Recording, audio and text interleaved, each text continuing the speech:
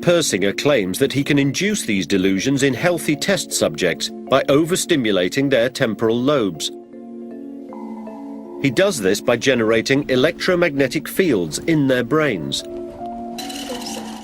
Persinger's research team uses an EEG to record these quasi-mystical experiences as they occur. The common experience is the feeling of knowing, hearing your voice called or name called, hearing knowledge being given to you. If the person personally identifies them as being God or some other deity, that's the powerful phenomenon that drives individuals. Persinger believes that cult leaders who hear voices suffer from temporal lobe epilepsy, a condition that naturally overstimulates the brain with electromagnetic activity.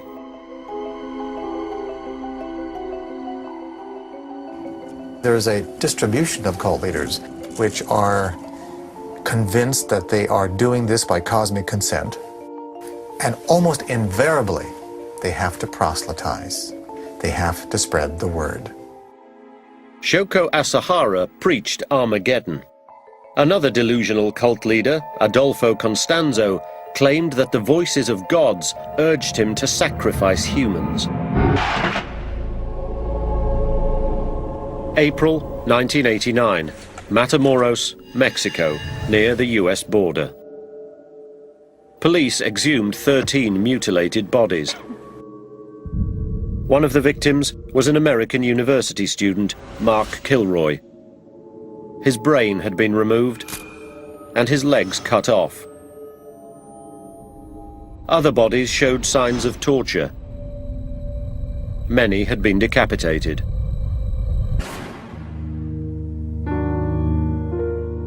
Nearby, police found a shed filled with evidence of black magic and human sacrifice.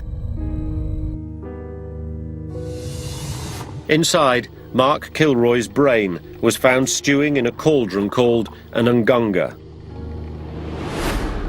The owner of the shed was cult leader Adolfo Constanzo, a voodoo-practicing drug dealer. His cult members believed he possessed supernatural powers.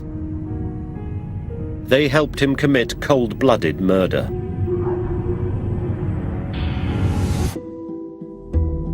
Torture and subjecting the unwilling to human sacrifice are the most extreme forms of violence. These are the acts I consider the most heinous on my scale of evil.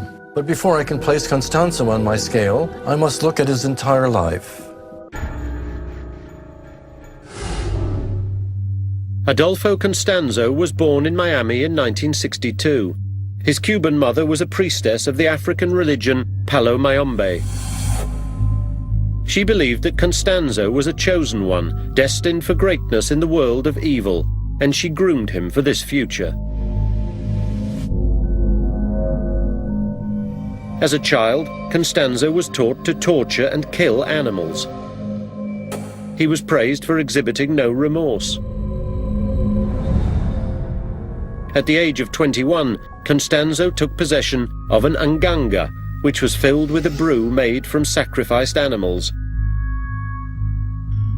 This ceremony concluded his training as a Palo Mayombe priest.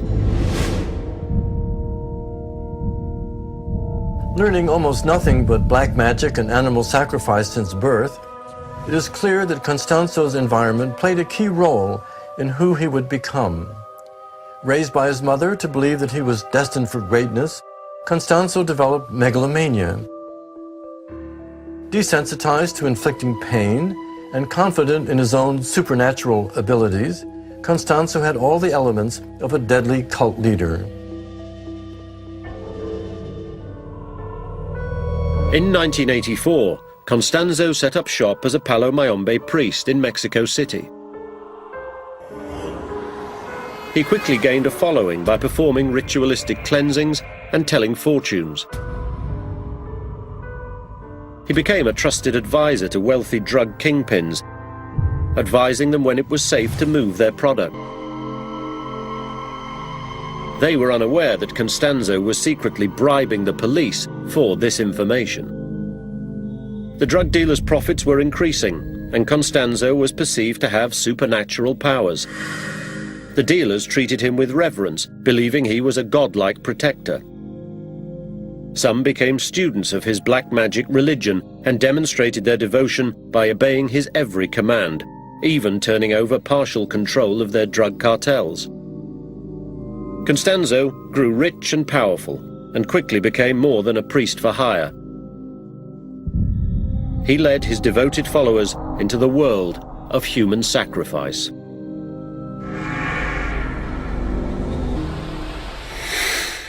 In 1988, the cult leader moved his operations to a remote ranch near the Texas border. He built a temple in a small shed and ordered his followers to bring him victims for sadistic human sacrifice rituals. Over the course of 2 years, Constanzo and his cult members slaughtered 13 people in the little shed.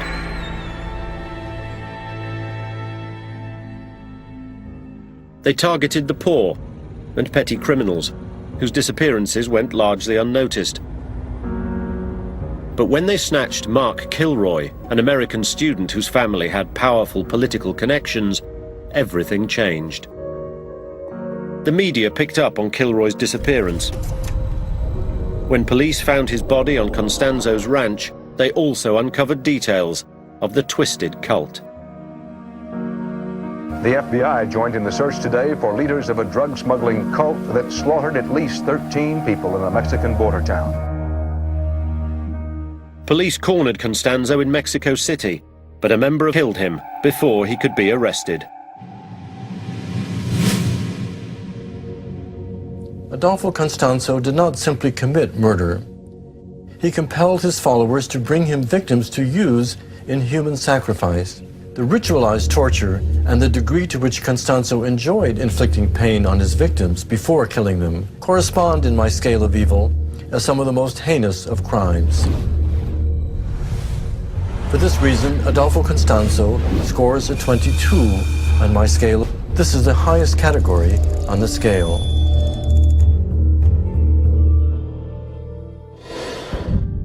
Cult leaders like Adolfo Constanzo possess highly inflated egos. They recruit followers who worship them as gods.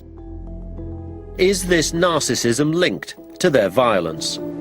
Narcissists are fine as long as you praise them or treat them nicely, but as soon as you insult them or criticize them in any way, they become very defensive and very aggressive. Dr. Brad Bushman, a senior research professor at the University of Michigan, studies the causes and consequences of human aggression.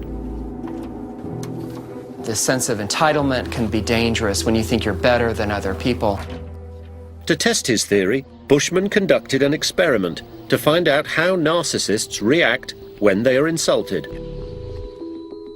He looked for participants with the biggest egos using a series of multiple-choice questions.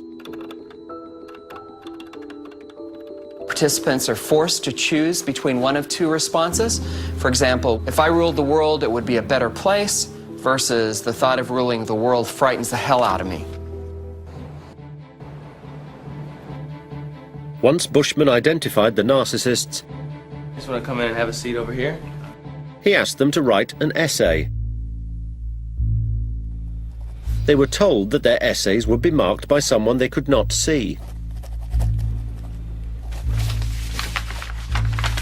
In fact, there was no other person.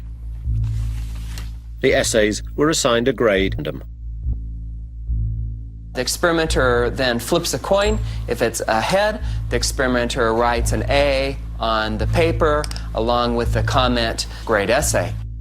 If it's a tails, the experimenter writes an F on the essay along with the comment, this is one of the worst essays I've ever read. Okay, here's your partner's evaluation of your essay.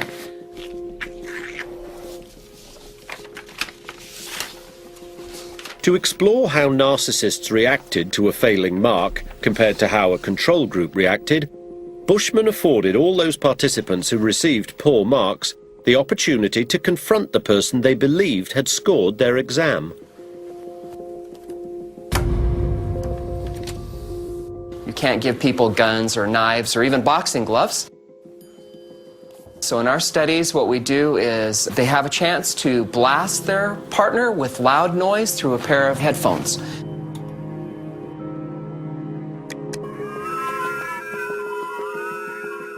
And they get to choose the level of noise, as well as how long their partner suffers,